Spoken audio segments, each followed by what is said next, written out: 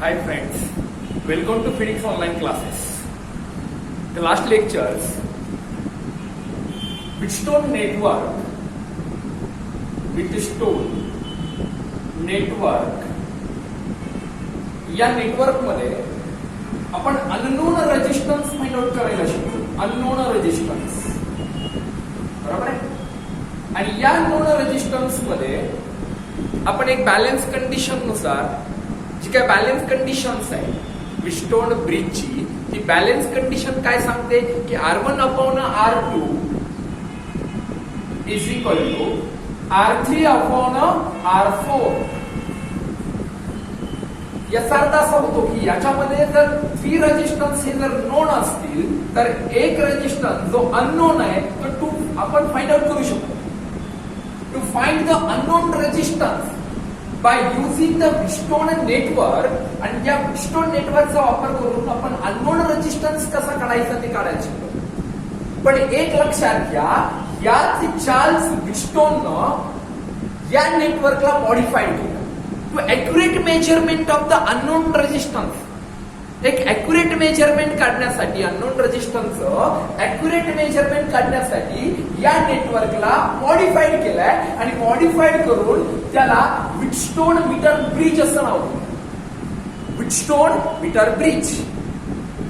पहिली कंडिशन परत एकदा रिपीट करतो, समजून घ्या मुलांनो. व्हीटस्टोन नेटवर्क मध्ये आपण अननोन रेजिस्टन्स काढायला शिकलो. त्याच्यामध्ये आपण बॅलन्स कंडिशन पाहिली, R1 upon R2 is equal to R3 upon R4, ज्याच्यामध्ये 3 नॉन रेजिस्टन्स असतात आणि एक अननोन रेजिस्टन्स असतो, तो तुम्ही डिटरमाइन करू शकता. पण यालाच मॉडिफाईड करून चार्ल्स व्हीटस्टोननं एक व्हीटस्टोन मीटर ब्रिज नावाचा एक इन्स्ट्रुमेंट तयार केला, जो फिजिक्सच्या लॅबमध्ये वापरला जातो. कोणत्या लॅबमध्ये? फिजिक्सच्या लॅबमध्ये तो वापरला जातो. कशासाठी वापरला जातो तर एक लक्षात घ्या, आपण याच्यामध्ये एक सगळ्यात पहिली गोष्ट म्हणजे अननोन रेजिस्टन्स काढू शकतो. दुसरी गोष्ट ऑर मध्ये आपण स्पेसिफिक रेजिस्टन्स काढू शकतो. तिसरी गोष्ट एक लक्षात घ्या, आपण कंडक्टन्स काढू शकतो. बरोबर आहे. मग एक आहे, या सगळ्या व्हॅल्यू फाइंड आउट करत असताना त्या सगळ्या व्हॅल्यू फाइंड आउट करण्यासाठी कोणाची गरज पडते? Meter bridge. कारण की रेजिस्टन्स काढला की स्पेसिफिक रेजिस्टन्स काढणं सोपं आहे.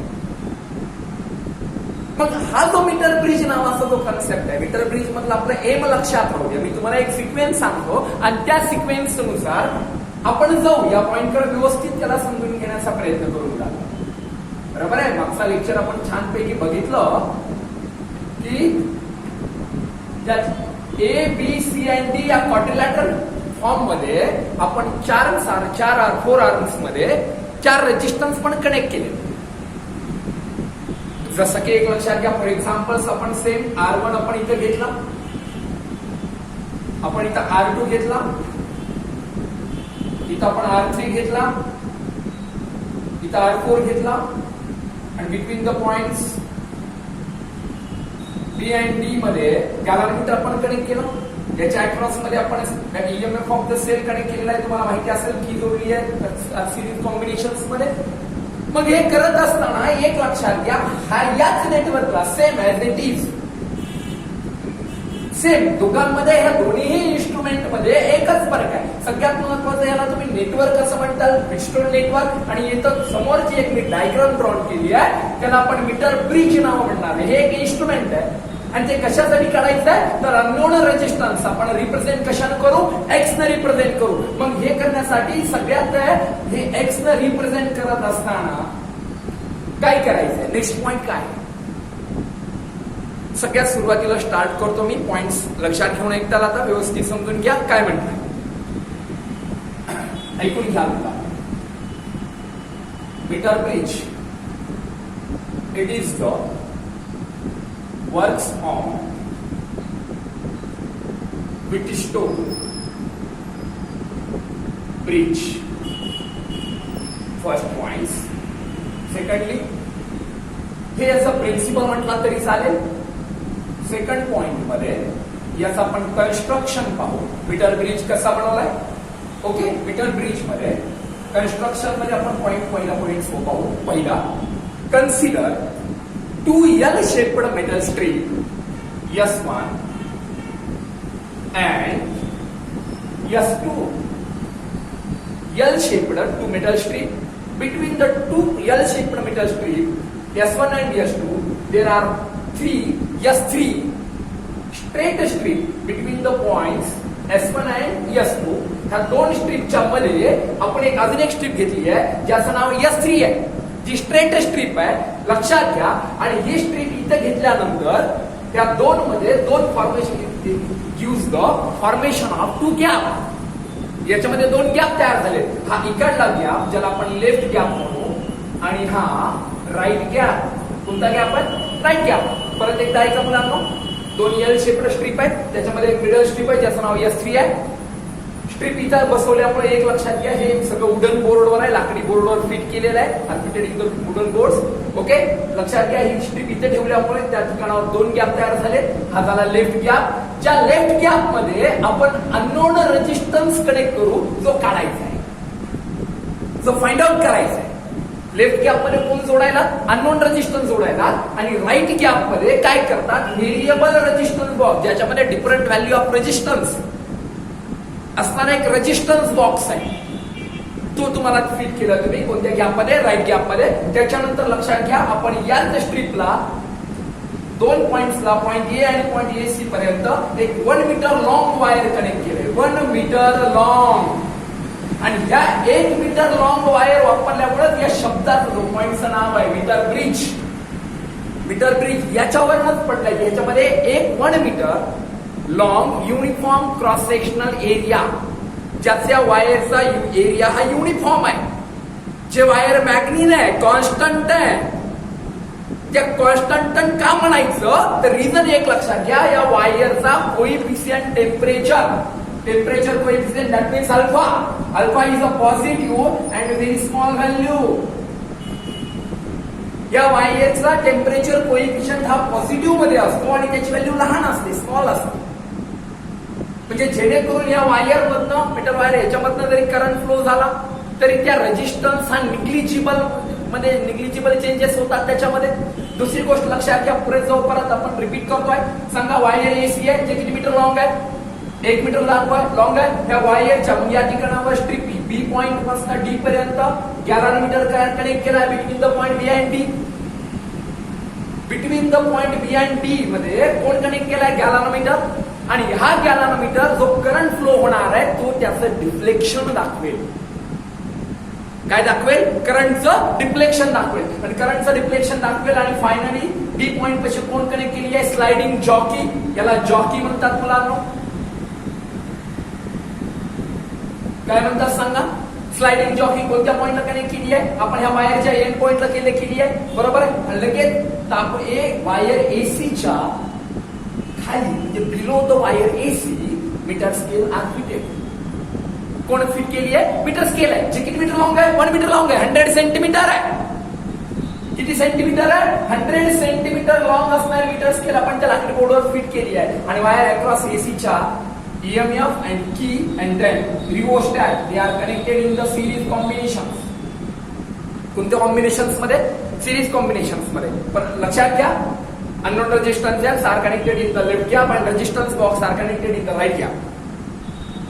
जो एक्स फाइंड आउट करायचा आहे, लक्षात घ्या. गॅलॅनोमीटर हे तुम्हाला डिफ्लेक्शन दाखवणार आहे, ज्याच्यामध्ये आपण नल पॉईंट शोधणार आहे. तुम्हाला माहिती आहे की बॅलन्स कंडिशन मध्ये गॅलॅनोमीटर 0 डिफ्लेक्शन दाखवतो. That means null point. आणि तो नल पॉइंट आपल्याला डिटेक्ट करायचा आहे. तो नल पॉइंट डिटेक्ट करण्यासाठी कोणाची गरज आहे? जॉकीची गरज आहे. स्लायडिंग जॉकी का वापरायचा शब्द? कारण की ती जॉकी आपल्याला काय करायची आहे? मूव्ह करायची आहे वायर ए टू सी पर्यंत.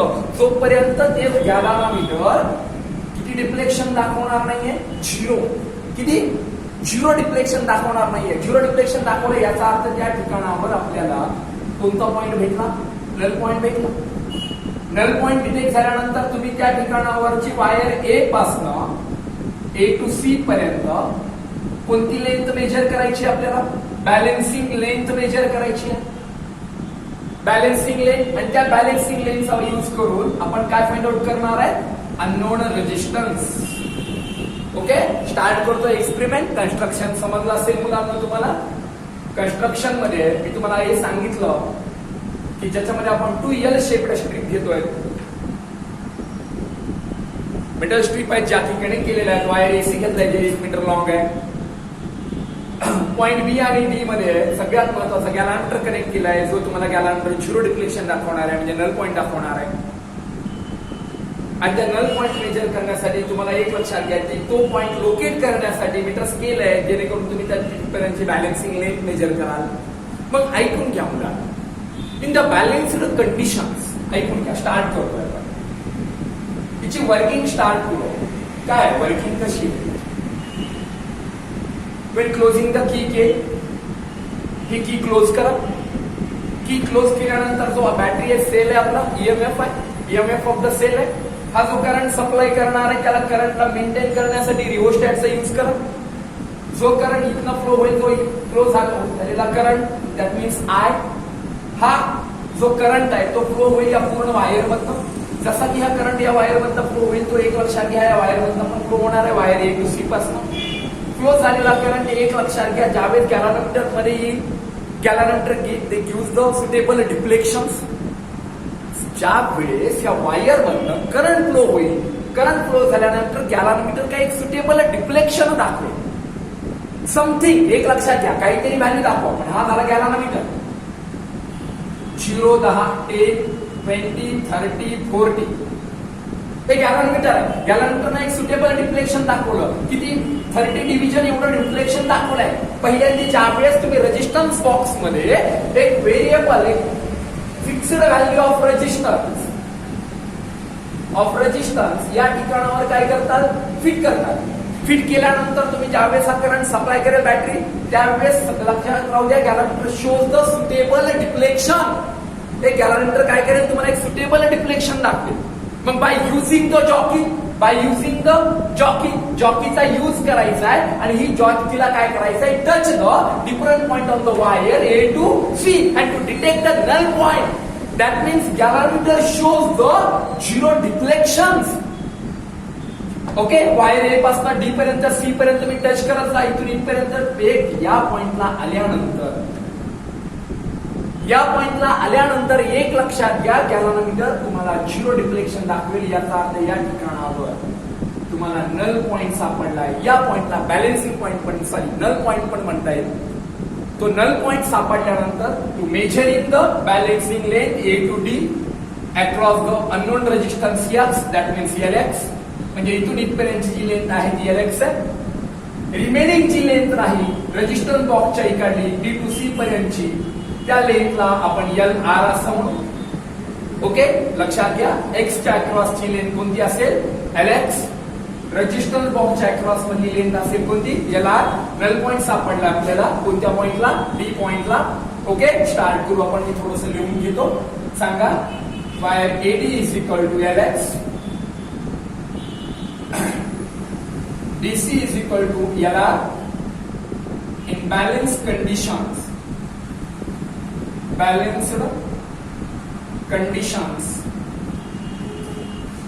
Across the resistance X, that means X upon R.